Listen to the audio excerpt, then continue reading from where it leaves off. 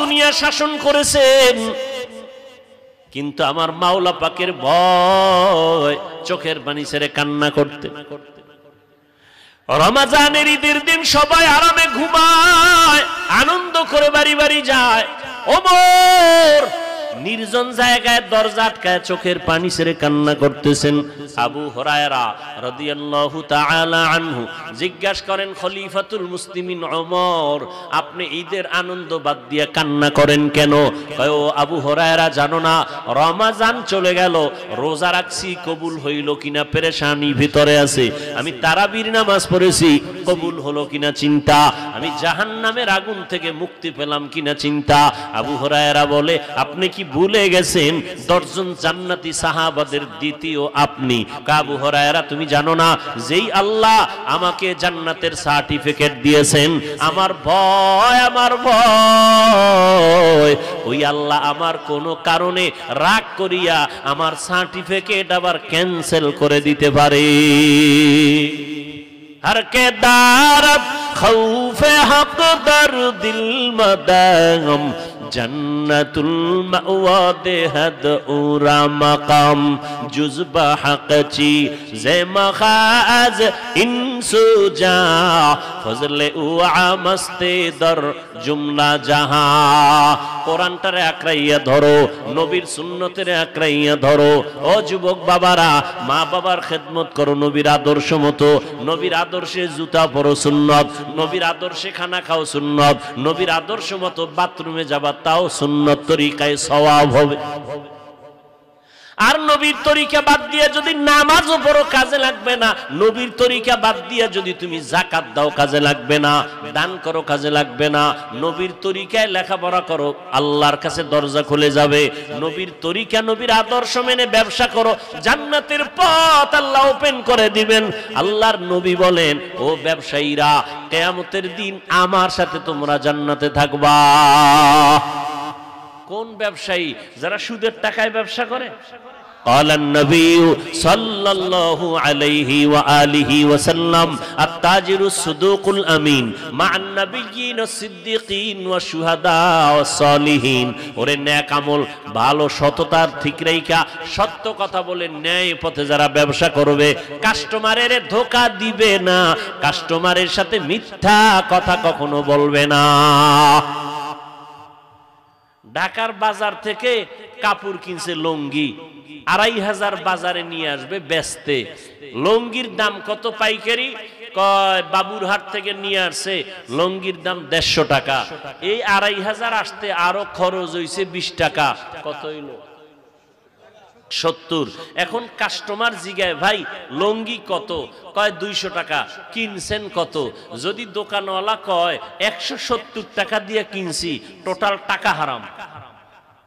কিনছে কত দিয়া? 70 বললো কেন? মিথ্যা হয় নাই? এই এতটুকু কথার কারণে টোটাল টাকা হারাম। আর যদি বলে না 150 টাকা দিয়ে কিনলাম, আসতে খরচ আমার 20, টোটাল 170। আপনি যদি আমাকে 30 টাকা লাভ না দেন, বিদ্যুৎ বিল কেমনে দেই, ঘর ভাড়া কেমনে দেই, এইভাবে সত্য কথা বললে যদিও কাস্টমার তখন একটু বলবে আর 10 টাকা কম দেই, আরো 10 টাকা কম দেই, কোনো টেনশন নাই, মোহাব্বতের দোয়া আসবে, বরকত অনেক বেশি হয়ে যাবে। কাস্টমারের তাবিজ দেওয়া লাগবে না। সত্য কথা বইলে ব্যবসা করো, কাস্টমার তাবিজের মতো লাশার মতো লেগে থাকবে। তোমাকে ছাড়া কারো কাছে জীবনেও লোক দেখায় নিতে পারবে না, তোমার দোকান থেকে নিবে, কারণ মনে করে ও 5 টাকা খাইলো, মিথ্যা বলে না।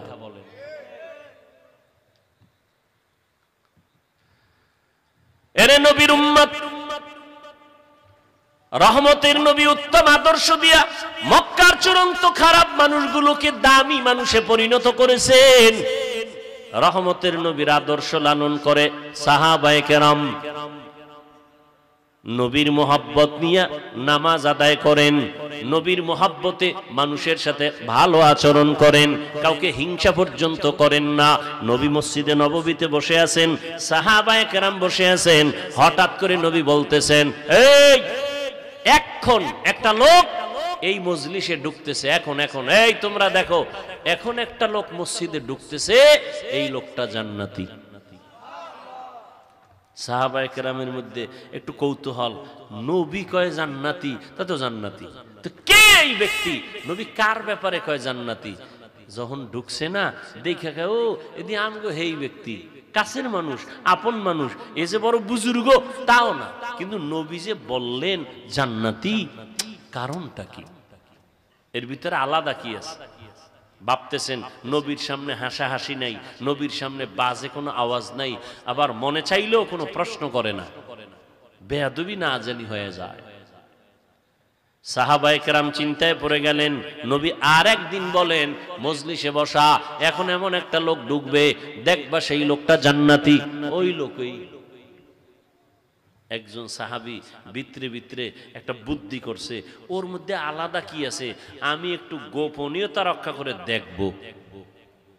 নবীর কয়, নবী আমি এইভাবে একটু তার বাড়ি মেহমান হব। কয় যাও। সাহাবীর কাছে গেছে, ভাইজান আপনার বাড়ি একটু বেড়াইতে যাবো। তাই নাকি? বলে হ্যাঁ চলেন। চলে গেল, উদ্দেশ্য রাত্রে থাকবে, কি আমল করে দেখবে। আল্লাহর বান্দা সাহাবী ওই সাহাবীর বাড়ি চলে গেলেন। জান্নাতি সাহাবীর বাড়ি যাইয়া রাত্রি যাপন করে, সবাই ঘুমায়, জান্নাতি সাহাবীও ঘুমায়, কিন্তু যে মেহমান হয়ে গেছে এ ঘুমায়? এ তো চোখ বন্ধ করেও তালাশ করে, ভাই ভাই তাকায়, কি করে দেখে না, কিছুই করে না। ফজরের আজান হয়ে গেল, নামাজে দৌড়ায় গেল, আবার কয় ভাই আর একটা দিন সুযোগ দিবেননি? মেহমান আর একদিন, এভাবে আরো একদিন, কয়দিন এলো? 3 দিন। 3 দিন ঘুমাইয়া দেখে কোনো আলাদা আমল করে না।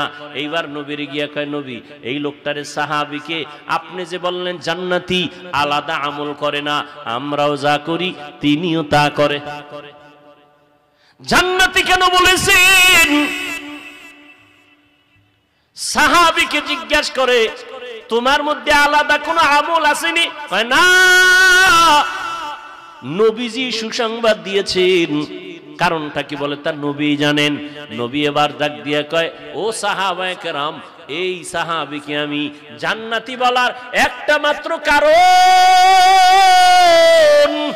এই সাহাবী বেশি বেশি আমল যদিও করে না, তার মধ্যে স্বতন্ত্র একটা মজবুত আমল আছে, ইখলাসওয়ালা আমল। সেটা হলো জীবনে সে কাউকে হিংসা করে না। কাউকে হিংসা? ও ছেলেটা লেখাপড়া ভালো, পরীক্ষায় ভালো নাম্বার পাইছে, আর এক ছেলের বাবা সইতে, এরকম আছে না নাই? অমুকে ব্যবসায় লাভবান হইছে, আর এক ব্যবসায়ী সইতে পারে না, ঠিক নেই? ক্ষতি হইলে খুব খুশি হইছে, অমুকে মইরা যায়, অমুকে ব্যবসায় ধস, খুশি হয়ে গেছে। কয় না, এই হিংসার মনোভাব তার মধ্যে নাই। ও আল্লাহর বান্দারা, আমলের লাইনে আগায় যাও, তোমার তকদিরে যা আছে তাই, তোমার বন্টনের রিজিক যা আছে তাই তুমি পাইবা। আমি দেইখা হিংসা করে তোমারটা আমি নিতে পারবো না। আল্লাহর নবী বলেন, মেহমান ঘরে যদি আসে তুমি রাগ করবা না, মেহমানদারি করাও। মেহমান তোমারটা খায় না, মেহমান তার কপালের বরাদ্দ করা খানাটাই খায়। তুমি রাগ করো কেন? মেহমান খাওয়াও, বরকত বেশি হবে। মেহমান মেহমানেরটা খায়, তোমারটা খায় না। রহমতের নবীর আদর্শ কত সুন্দর। নবীর হাতে হাত লাগায় ওমরের মতো কাট্টা জাহেল আল্লাহর কাছে দামি হয়ে গেল। নবী নিজে কয়, আমি মুহাম্মদ শেষ নবী, আর কোন নবী।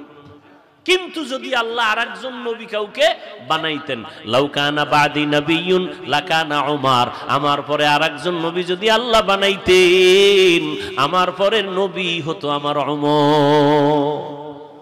এর নবীর আশিক ওই ওমর মুহররমের 1 তারিখ শাহাদাত বরণ করেছেন। রহমতের নবীর সুন্নতের জন্য কলিজা দিয়া ভালোবাসতেন আমার নবীর আদর্শ। এর নবীর উম্মতের দল। রহমতের নবীকে আমরা আর পাবো? আবু বকরকে, ওমর, উসমান, বাদ দেন সাহাবায়ে কেরাম, এরপরে যারা আসছেন আমাদের মুরব্বী বুজুর্গ, তাদেরকেও আমরা আর পাবো? খাজা মঈনুদ্দিন চিশতি আজমিরিকে আর পাবো না। শাহজালাল রহমাতুল্লাহ আলাইহি কত বড় আল্লাহওয়ালা, যিনি আল্লাহর মুহাব্বতে পড়িয়া জীবনে বিবাহ করেন নাই। আল্লাহর মুহাব্বত এতটা প্রবল, আর তার আল্লাহর মহব্বতে বিয়া করেন নাই, কোনদিন নামাজ ছাড়েন নাই, পাগড়ি মাথার থেকে খুলেন নাই, হাতের মধ্যে তসবিহ, ঢোল বাজাইতেন। তার মাজারে ঢোল আছে না নাই? বেপরদার আড্ডা আছে না নাই? একই শাহজালাল রহমতুল্লাহ আলাইহির দোষ। খবরদার, মাথার ভিতরে উকুন হইছে, হাতের মধ্যে ব্যথা পাইছে, এখন চিকিৎসা করতে যাইয়া হাতটা কেটে ফেলবা না, চিকিৎসায় মলম লাগায় দাও, চিকিৎসা ভালো হবে। মাজার সংস্কার করতে গিয়া আল্লাহর ওলির সাথে যেন বেয়াদবি না হয়, শিরিক বন্ধ করার ব্যবস্থা করো, বেদাতি কাজ বন্ধ করার ব্যবস্থা করো, ঢোল বাজানের কাজ বন্ধ করে দাও, বেপর্দা নারীদের আড্ডা গাঞ্জার আসর বন্ধ করে দাও, কিন্তু আল্লাহওয়ালার সাথে বেয়াদবিমূলক যেন আচরণ কখনো না হয়।